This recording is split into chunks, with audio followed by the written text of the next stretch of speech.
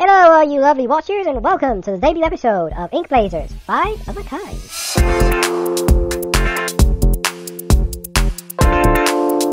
So, what exactly is 5 of a Kind about? Well, it's rather simple.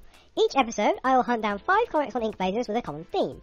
This can range from something as simple as a common element, or a character type, or to something more complex, such as a common storytelling structure. Each episode, we will take 5 series with that theme and talk about how they each use it in their own unique little way. So, given this episode will be released around the Halloween season, let's choose something spooky to go with it. I know! Let's get into the spirit of the season by actually looking at the spirits themselves. That's right, booze! I mean ghosts. Let's find 5 series on Ink Blazers that have their own twists on the spooky spectres, okay?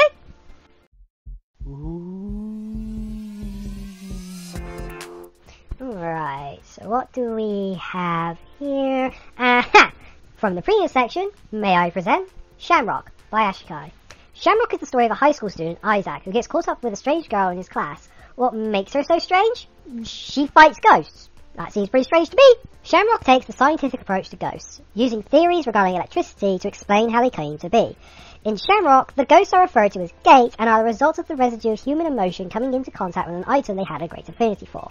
The result is a big scary monster that the heroes have to destroy.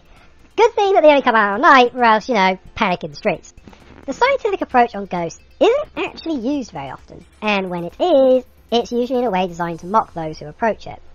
The only really big popular example I can think of would probably be Ghostbusters, so it's nice to see the approach used in a more dignified fashion.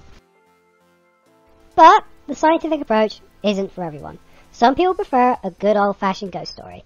If you are one of those people, perhaps you might be interested in a spine-chilling little tale known as The Dreaming by Queenie-chan. The story of twin sisters, The Dreaming takes place when the girls start attending a boarding school hidden deep in the Australian bush.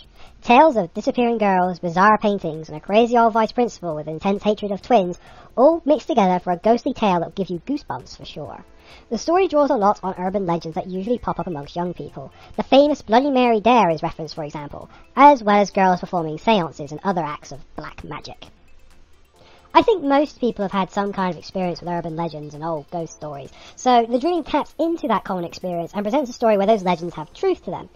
And the dead may be very well coming back to end their unfinished business. Heh, heh, heh.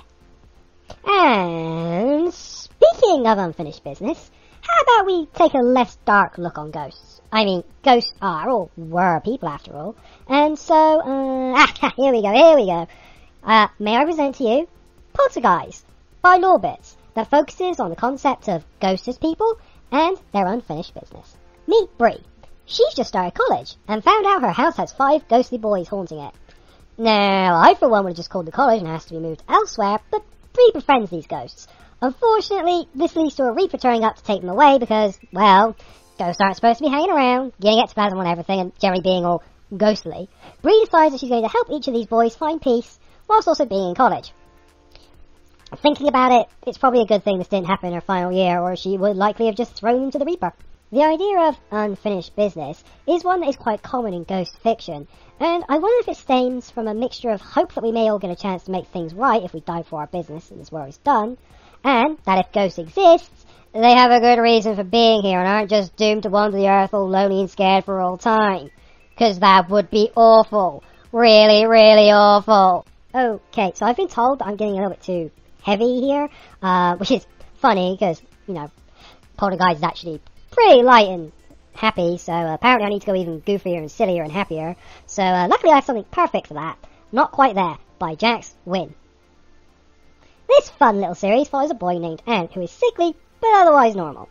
Until he gets given a strange gem by a mysterious girl, which, honestly, if that ever happens to you, just throw the thing as far as you can and run like nobody's business. Nothing good ever comes of mysterious people giving you stuff. Lo and behold, Ant gets attacked by a soul-stealing ghost creature that goes ahead and tears out his soul. Now, lucky for him, a stranger named Shell turns up to fight it. But still, Ant is now going to get himself into a whole load of shenanigans that he probably would have been better off without.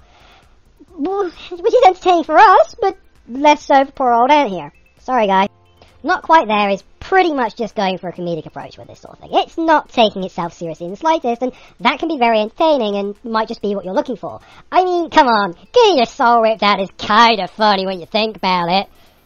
I mean, as long as it's not you, it's always funny when it happens to someone else. Am I right, guys? I'm right. Okay, one more comic to go, and I haven't covered modern hauntings. You know, the paranormal activity style hauntings. And okay, I've got a comic for this. May I present Here Lies a Coward by Rashiel to round out our ghoulish collection this evening.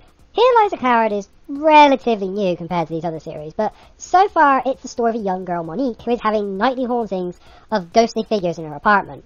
Her friends don't believe her because they never do, but given that the story intends to follow a ghost named Lee as he searches for the reasons of his death, yeah, I'm going to say those hauntings are probably not in her imagination.